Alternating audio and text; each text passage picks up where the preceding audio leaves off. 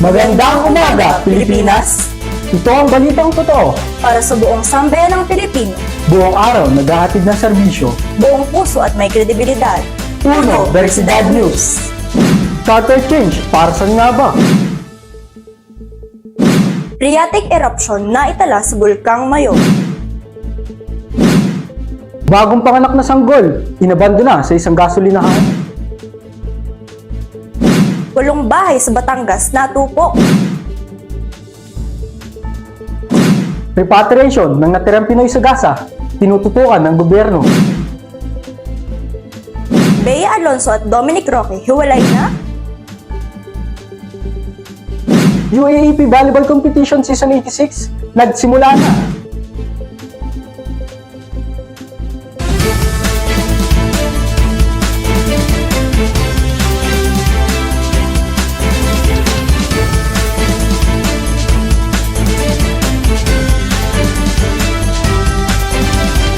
Pangulong Marcos, iginiit na ang charter change ay para lamang sa pang-ekonomikong reforma ng bansa.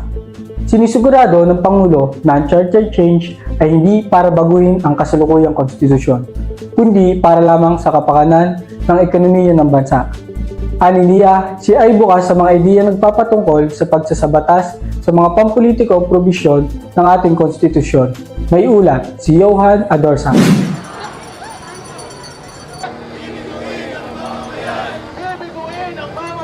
Nagdulot ng pangamba ang usapang ito sa kadahilanang may bahid ito ng politika dahil maaaring palawigin ng mga taong nakaupo ang kanilang mga termino sa panunungkulan.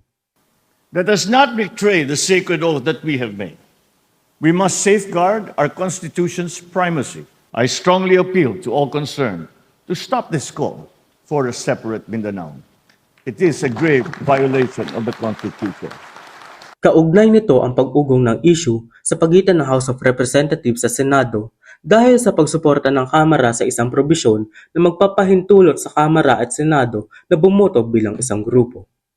Agad namang umalma ang Senado sapagkat ang ito ay binubuo lamang ng 24 na miyembro, samantalang ang Kamara ay may 300 miyembro na makakaapekto sa desisyon ng Senado. Johan Adorsa, Uno Versidad News.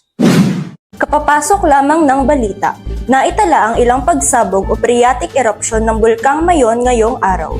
Ayon mismo iyan sa Phoebox. Narito ang report mula kay Atkins and Flo. Tumagal ng halos 3 minuto ang pagsabog ng Bulkang Mayon na nagsimula dakong alas 4:40 ng hapon ngayong araw. Ang pangyayari ay nagdulot ng malakas na ingay, pagbagsak ng bato at pyroclastic density currents. Kasalukuyang nananatili sa Alert Level 2 ang bulkan at naiktin din ang abiso ng PVORX na manatili sa labas ng 6-kilometer danger zone. Atkins and Clona, Uno Versidad News.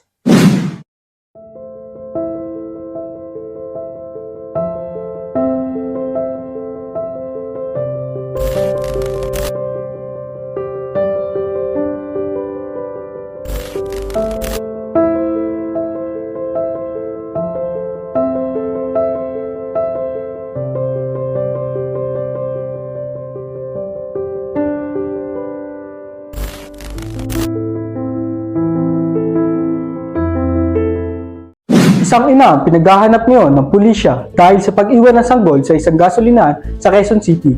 Pangalan ng staff ng gasolinahan, nakisiyar lamang ang babae, pero nanganak na pala siya sa loob ng palikuran. May ulat si Maha Mendoza.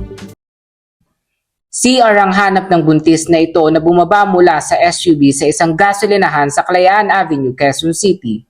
Marami raw munang dinaanan na gasolinahan ng buntis bago tumigil sa gasolinahang ito. Pero meron pala siyang napakahalagang iniwan doon. Walang kamalay-malay ang mga staff na nanganak na pala sa loob ng CR ang babae.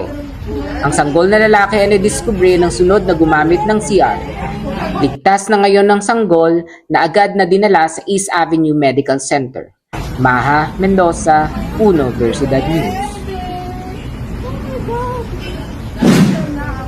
Tanghali ng February 11 nang matupok ang 8 kabahayan sa barangay Bugtong, Napulo, Lipa City. Napag-alaman na 12 pamilya ang nawalan ng tirahan ayon sa City Disaster Management Office ng Lipa. Narito ang report ni Johan Adorsa.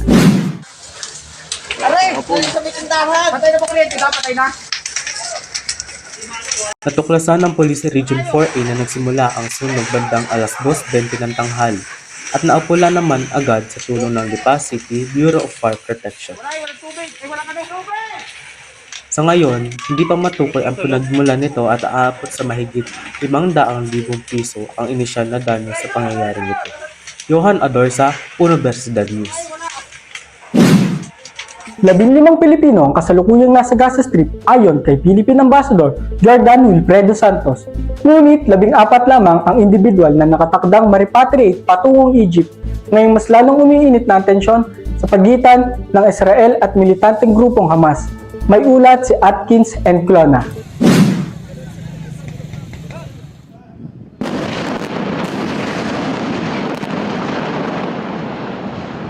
Ang nag-iisang Pilipinong may iwan sa Gaza ay ang isang mother na hindi umano makontak ng ambassador. Idinagdag ni Santos na may connection na sila sa 14 na Pilipinong naiwan simula noong October 7, 2023. Hindi sila nakasama sa naunang 122 na Pilipino sa kadahilan ng ayaw nilang lisanin ang kani-kanilang mga magulang at kaanak na Palestinian. Patuloy na hinihikayat ng pamahalaan ng mga individual na lisanin agad ang Gaza bago palabis na lumalang alitan ng dalawang panig at para na rin sa kanilang kaligtasan. Atkins Enclona, Universidad News.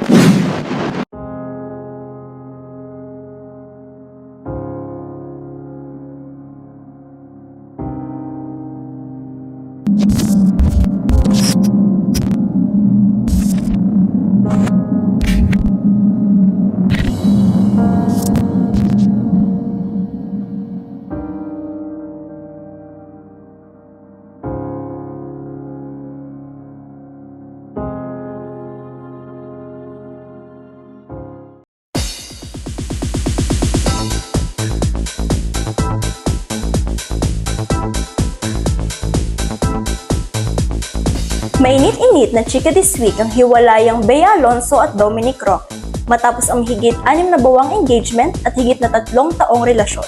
Narito ang report ng ating kamarites, Joseph Laico.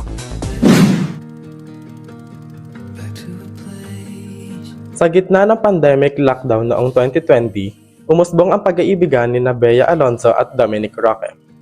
Noong una ay palihim pa ang dalawa, hanggang sa aminin na ni Bea sa interview sa isang fashion magazine na dating but not exclusive silang dalawa ni Dominic. Mas umingay ang ugnayan ng dalawa nang magbahagi ng matatamis na larawan mula sa kanilang trip sa Amerika. Di nagtagal, kinumpirma na ni Bea na magkarelasyon na sila ni Dominic. Fast forward sa July noong isang taon nang mag-propose si Dominic kay Bea. Fresh from the engagement, ibinahagi ni Bea sa ABS-CBN News ang paghahanda nila para sa kasal. Nito lang Enero, ibinunyag ni Dominic sa ABS-CBN na mas hands-on si Bea sa preparasyon. Pero sa pinakahuling panayam kay Bea noong February 2, matipid sa sagot si Bea tungkol sa wedding plans nila ni Dominic. Marami rin ang nakapansin sa mga dumalong press na tila hindi suot ni Bea ang kanyang engagement ring. Sa kabila ng espekulasyon, nag-disable ng comments si Dominic sa kanyang Instagram account. Sumunod na araw, February 3, ibinahagi ng Showbiz Insider na si Ogie Diaz sa kanyang vlog na hiwalay na sina Bea at Dominic. Nakalungkot, sumindak sa akin habang ako'y nasa Hong Kong ay ang balita po na naghiwalay na si Bea at saka si Dominic Roque. I'm talking about Bea Alonzo and Dominic Roque. February 6, ang TV host na si Boy Abunda naman ang nagkumpirma ng breakup. Hanggang sa mga oras na ito, hindi pa naglalabas ng pahayag sina Bea at Dominic. At kahit ang mga kilalang kaibigan nila sa showbiz, tikom ang bibig sa napapabalitang hiwalayan. Ang inyong kamarites, Joseph Laico, Universidad News.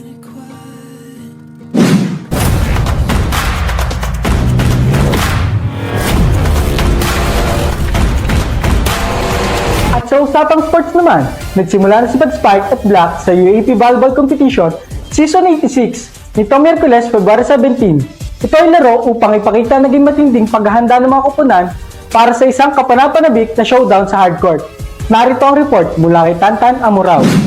Paniguradang mapupuno ng init at sigla ang labanan ng Men and Women's Volleyball Games ng UAAP Season 86. Sa isang doubleheader, Ang men's competition ay nagbukas sa unang araw upang magbigay ng paunang bakbakan ng Ateneo at UE. Sinundan naman ng ADU at DLSU.